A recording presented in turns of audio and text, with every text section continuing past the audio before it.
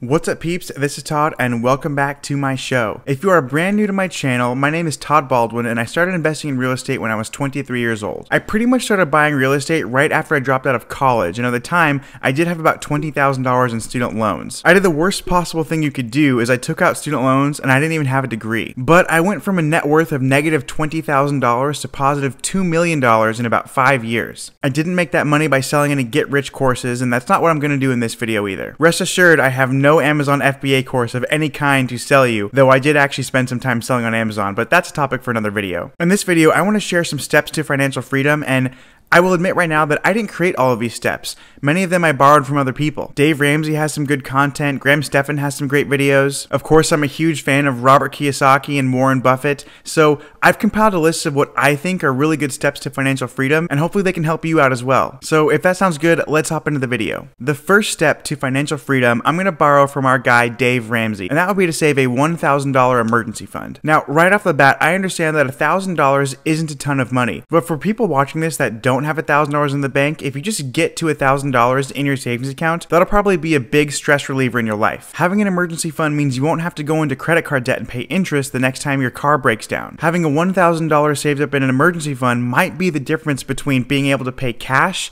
and having to use a payday loan if somebody in your house gets injured or sick. So although $1,000 is not a lot of money, I do think it's an important first step in your financial independency journey. As of right now, the average American can't even afford a $400 emergency without going into debt. So having this sense of relief will probably be really huge to your mental health, and it'll also make your life a lot easier because you finally have some breathing room. Now, the second step on your way to financial freedom is to sign up to become a mystery shopper. For anyone listening who doesn't know what a secret shopper is, it's basically a way for you to get paid to do your everyday activities. There are many companies out there like restaurants, movie theaters, bars, and they want to know how their employees are doing and what the public thinks of their products and services. So those businesses will hire secret shopping companies to find independent contractors like you and me. And as independent contractors for these secret shopping companies, it's our job to go pose as normal customers at those establishments, buy their product or service, and then we get reimbursed for those purchases a couple weeks later. Not only do we get reimbursed, we usually make some profit on the top. I love secret shopping because it's a guilt-free way to go out to a restaurant. Not only do I not spend money on restaurants, I actually get paid to go. One of my favorite places to take my wife is a Mexican restaurant in Seattle called the Matador. They have secret shopping assignments there that pay you $75. Being the thrifty saver that I am, I usually try to go to the Matador during happy hour so that I can buy appetizers, dinner, dessert, and drinks, and usually spend right around $60. Now, since I'm getting paid $75 for the secret shop, I get that meal entirely reimbursed.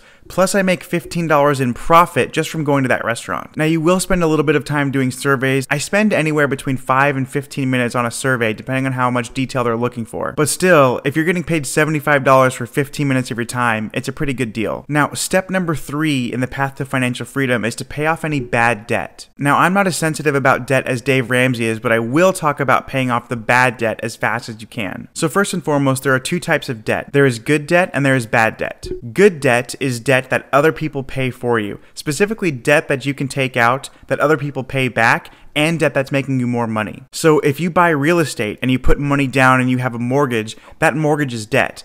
But if you have a tenant in that property and they're paying you every month, that tenant is paying off your debt. Plus, hopefully you've priced the rental so that your rental income not only covers the mortgage, but gives you a monthly profit on the top. So that is a form of good debt, debt that makes you richer. Bad debt is credit card debts, a car payment, student loans, pretty much anything that's not actively making you wealthier. So you want to pay off that debt as soon as possible. Now, there are two methods of paying off debt.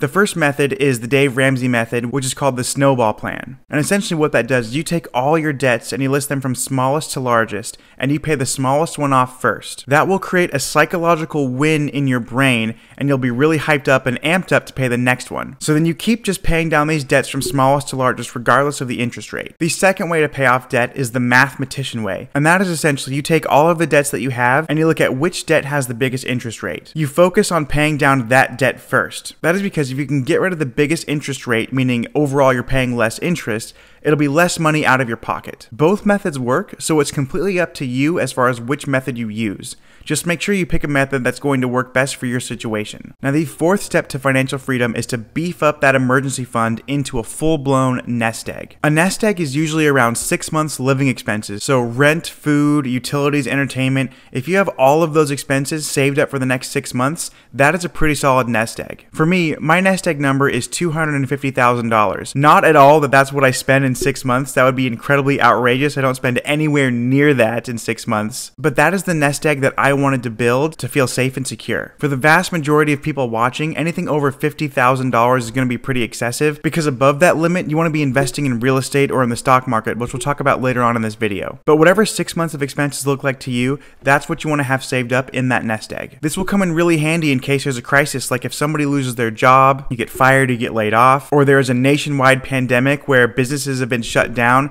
That means you'll still be able to live and pay your bills and pretty much do everything you need to do for the next 6 months while you look for your next opportunity. Now, the next step in the path to financial freedom is to start a retirement fund. I have a lot of people ask me if they should open up a 401k or a Roth IRA, and of course, my answer is both. Ideally, you could have a 401k, a Roth IRA, an HSA, and pretty much just max out as many retirement accounts as you possibly can. Now, I am well aware that an HSA account is not a retirement account, but it does have many tax benefits, so I wanted to throw that in there as well. Contributing money to your retirement accounts is like doing your homework in high school. You know you should do it, but you procrastinate, and sometimes you wait until it's too late. Now, unlike doing homework in high school, adding money to your retirement actually matters. And if anyone watching right now is in fact in high school, just do your homework. I don't want your parents to get mad at me because some guy on the internet said that homework is not important. But when it comes to contributing to retirement, it is very important, and it's important that you start early. That is because the earlier you start, the more time you have in the market to take advantage of compounding interest. Albert Einstein famously said that compound interest is the 8th wonder in the world. Those who understand it earn it.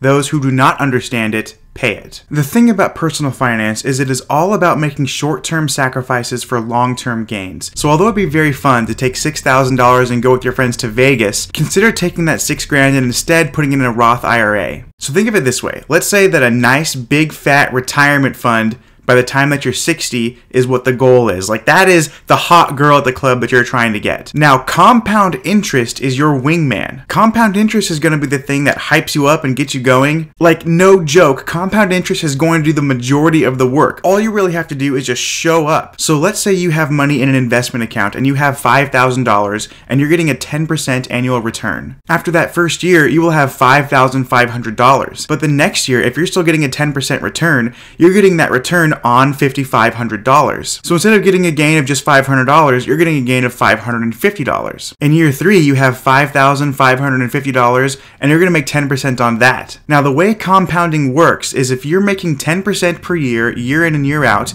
after 7.2 years of having your money in the market, your money will double. Now, of course, I would recommend putting your money in the S&P 500. That has gotten an annual return of anywhere between 9 and 11% for the past 75 years. And if you start investing even just $16 a day from the time you're 20 until age 60, you will have millions by the time you go to retire. Now, when it comes to beefing up a retirement account, I choose the S&P 500 10 times out of 10. When you choose the S&P 500, you are betting on America. And love it or hate it, America is a capitalist society and we are all about the money. So when you invest into these businesses, they're growing year after year, you're pretty much just riding the coattails of a booming economy. Now, of course, I do trade stocks on an individual level. For example, I do own single stocks such as Tesla and Apple and several other ones, but when we're specifically talking about contributing to retirement, I believe wholeheartedly that you should put your money in a diversified mutual fund. I have mine with Vanguard, and again, the S&P 500 is the way I do it every single time. One of the most important things to know about a retirement account is you're investing for the long run. So me personally, I'm not worried if I put money in and the next week the markets are down. I will never ever panic sell. Time in the market is way more important than timing the market. And I know that during the coronavirus pandemic of 2020, many people took money out of their 401ks and out of their retirement. Mathematically, that was a huge mistake because if you just let it ride, it's going to build back up like it always does. So I put money away in retirement and I just pretty much set it and forget it. I check it maybe once a quarter, but more often I check it once every 6 months. Another quick tidbit is there are many factors that will affect how much money you should be putting into your retirement accounts. Your age, your income, how much money you actually think you're going to need in retirement, how many children you have, and if you're going to be still supporting them or helping them through college. All of those elements play a factor, so there is definitely not a one-size-fits-all solution. Make sure that you do your own research and come up with a number that makes the most sense for your family. Now, the next step in your path to financial freedom is to buy a house specifically to house hack. Now, I know I'm going to get a lot of heat for this one because not everybody wants to house hack. But again, I'm just here to tell you what I believe about financial freedom. Of course, you got to do what's best for you, but this, I think, is a genius thing that many people are missing the boat on. For anyone who doesn't know,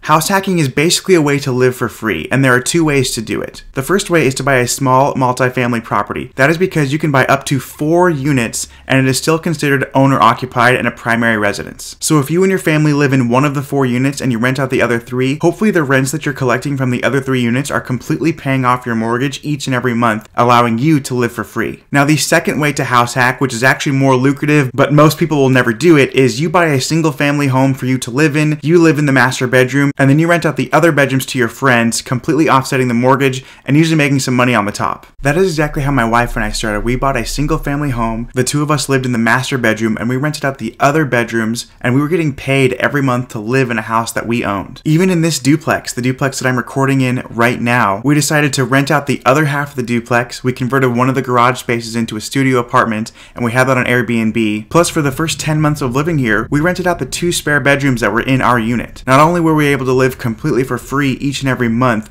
we were actually making a profit of $1,850 per month just to live in our brand new house. Now, I understand that some people watching have children and having roommates is completely out of the question, and I understand that. I also know that many of you watching don't really want to own a duplex or a fourplex because you prefer the idea of having a more safe, comfortable home that's just for you and your family. So for anyone out there who may want to offset their living expenses, but they don't want to have roommates and they don't want to have a big multifamily, maybe the solution would be to get a single family home that has a mother-in-law unit, and that way you can rent that out, but you still have a very cozy family home. So at this point, if you have done all of these steps, pretty much no matter what, you're going to retire a millionaire. Now, of course, there are many things that I didn't even mention in this video, like buying apartment buildings or buying individual stocks, but I wanted this video to specifically be just steps to financial freedom. Financial freedom doesn't mean that you have a net worth of $40 or $50 million.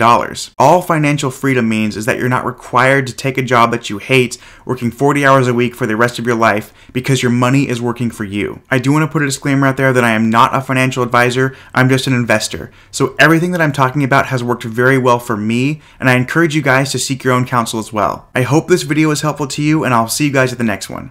Peace.